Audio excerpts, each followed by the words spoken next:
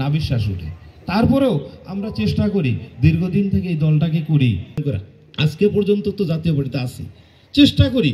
আসলে অনেক কিছু বলার আছে, অনেক কিছু করার আছে, কিন্তু আদর করে ভাই আসেন গেলাম, খাবার দিবে, প্লেটে খাবার দেয়, সেই প্লেট কেড়ে নিয়ে চলে যায়, কিছুই আস্তে আস্তে ছিদ্র করে ফেলা হয়, তখন মানুষ দুর্বল হয়। সেই দুর্বলকে জাগরিত করার লক্ষ্যে আবার দীর্ঘদিন থেকে যিনি জাতীয় পার্টি আমাদের সঙ্গে জড়িত আছে অনেক দিন, আজকে পুরাতন ভাবে এখনো বৃদ্ধ বয়সেও এখনো জাতীয় পার্টির সেই নেতৃত্ব দিচ্ছেন আমাদের আব্দুল হক ভাই।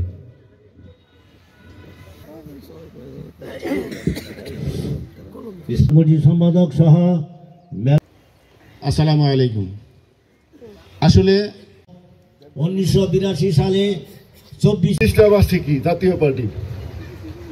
আপনারা জানেন হুসাইন মোহাম্মদ এরশাদ এই বাংলাদেশকে 9 বছর দেশের রাষ্ট্রনায়ক ছিলেন। জাতীয় পার্টি 9 বছর এই দেশটাকে শাসন করেছেন এবং জাতীয় পার্টিকে, যাকে নাকি বলা হয় হুসাইন মোহাম্মদ এরশাদকে প্লাস জাতীয় পার্টিকে, যে উন্নয়নের কাণ্ডারি এবং যোগাযোগের যে মানে বিশাল ব্যবস্থা হুসাইন মোহাম্মদ এরশাদ সাহেব করেছিলেন সারা বাংলাদেশের, এটা মানে অতুলনীয়।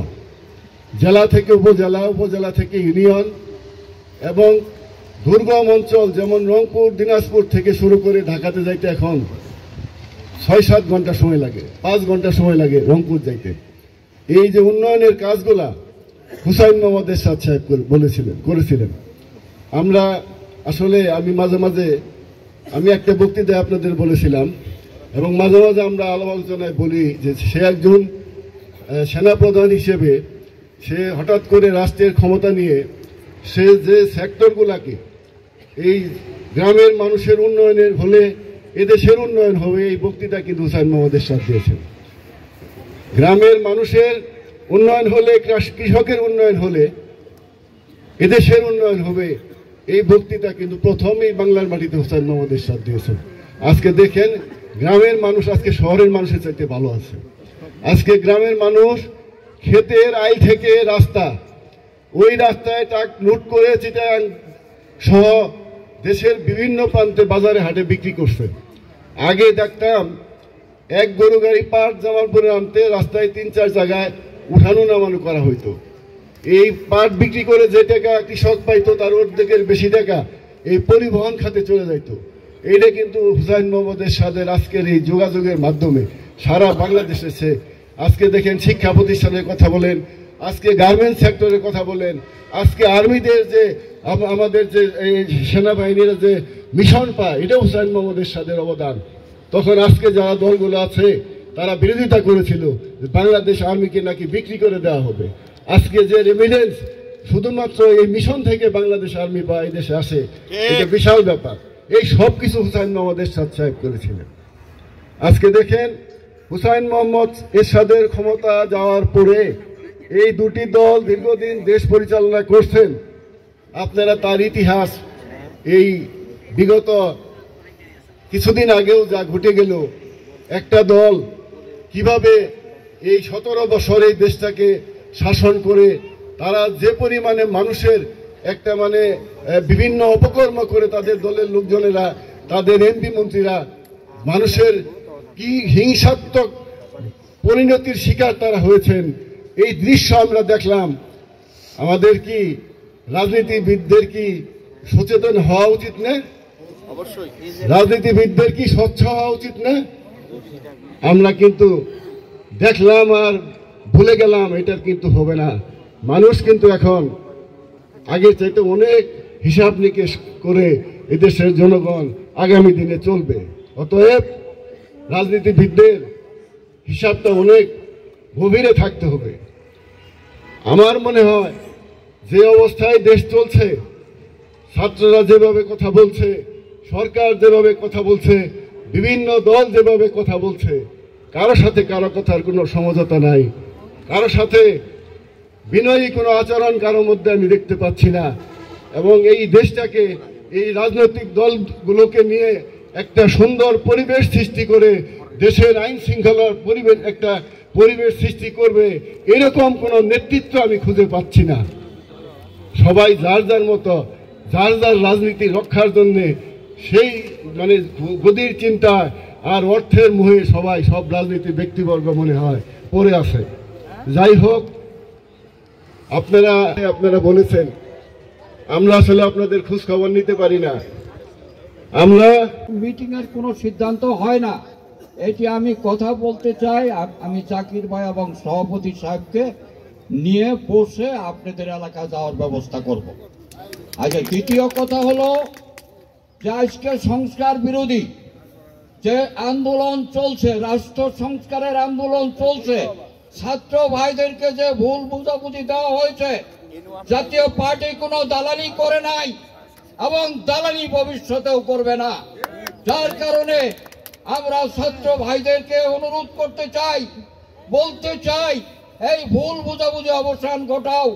জিএম কাদের স্বচ্ছ মানুষ এবং আওয়ামী লীগের পিরিয়ডেও জিএম কাদের বক্তব্য দিয়েছে সরকার বিরোধী, এবং আমরাও মিটিং করেছি। তাই আমরা দালালি করি নাই।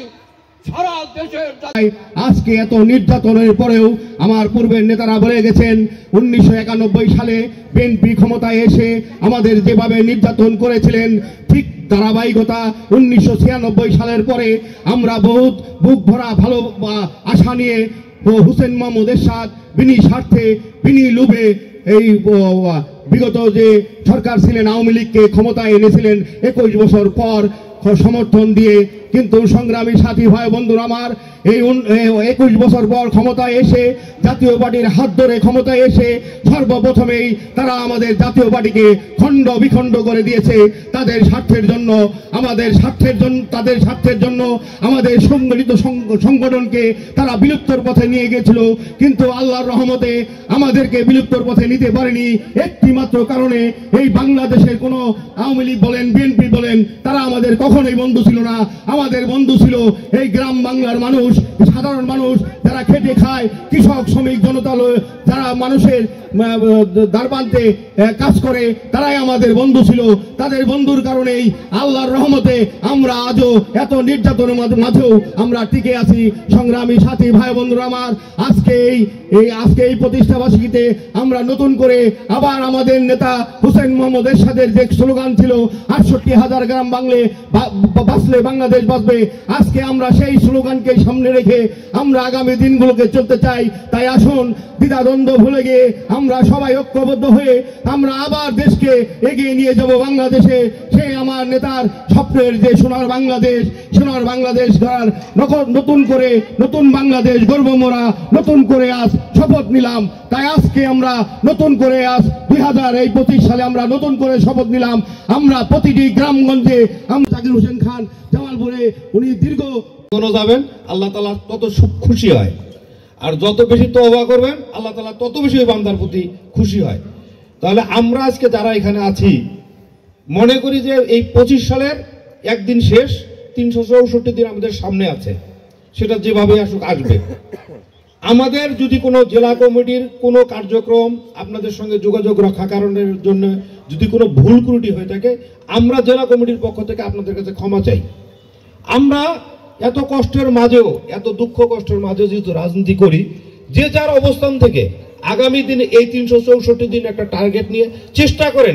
জেলা কি হুকুম দিল, উপজেলা কেন হুকুম দিল, দরকার নাই। আপনি আপনার অবস্থান থেকে চেষ্টা করেন দলকে কিভাবে সংগঠিত করা যায়। আপনার পাশের লোককে বলেন, আপনার বউ ব্রাদারকে বলেন, আপনাদের আশপাশিকে বলেন জাতীয় পার্টি কিভাবে সংগঠিত করা যায়। আমরা আগামী নির্বাচনে জাতীয় পার্টি 300 আসনে নির্বাচন করব। আমরা আর কাউকে ছাড় দিতে রাজি নই। আমরা বহুত করছি, হালুয়া রুটির লোভ করছি, অমুক করছি, স্টিম রোলার খাইছি, কোনো কিছুই দরকার নাই। আমরা এককভাবে থাকবো। আমরা আর কারো লেজুর ভিত্তি করতে চাই না। আমরা জাতীয় পার্টি এখন একক শক্তি পরীক্ষা করব, যাই কপালে আছে তাই থাকবো, নিজের শক্তিকে আমরা ব্যয় করব। আমরা আর কারো তাবেদার হইতে চাই না, আর কারো লাঙ্গলও কারো দিবার চাই না, আর কারো নৌকাও দিবার চাই না, আর হিজাও দিবার চাই না। আমরা আমাদের শক্তি নিয়ে আগামী দিনে পরিচালিত হতে চাই। যদি না করি তাহলে আমাদের অস্তিত্ব আর কখনো থাকবে না। এখন আমাদের পরীক্ষার পালা, কারণ 40 বছর 39 বছর কম না। একজন মানুষের ওই নবী করিম সাল্লাল্লাহু আলাইহি ওয়াসাল্লামের নবুয়ত দিয়েছে 40 বছর বয়স, আজকে জাতীয় পার্টির 39 বছর বয়স হয়ে গেছে, 40 বছর কম না, অনেক দিন। অনেক নেতা আমাদের মাঝখান থেকে চলে গেছে জেলা কমিটির। আজকে নতুন বৎসর ইকবাল ভাই দীর্ঘদিন জাতীয় পার্টির সাধারণ সম্পাদক ছিল, জাতীয় পার্টিকে সংগঠিত করেছে। আজকে সেই অনুপ্রেরণাকে আমরা শক্তি নিয়ে আমাদের মনে সাহস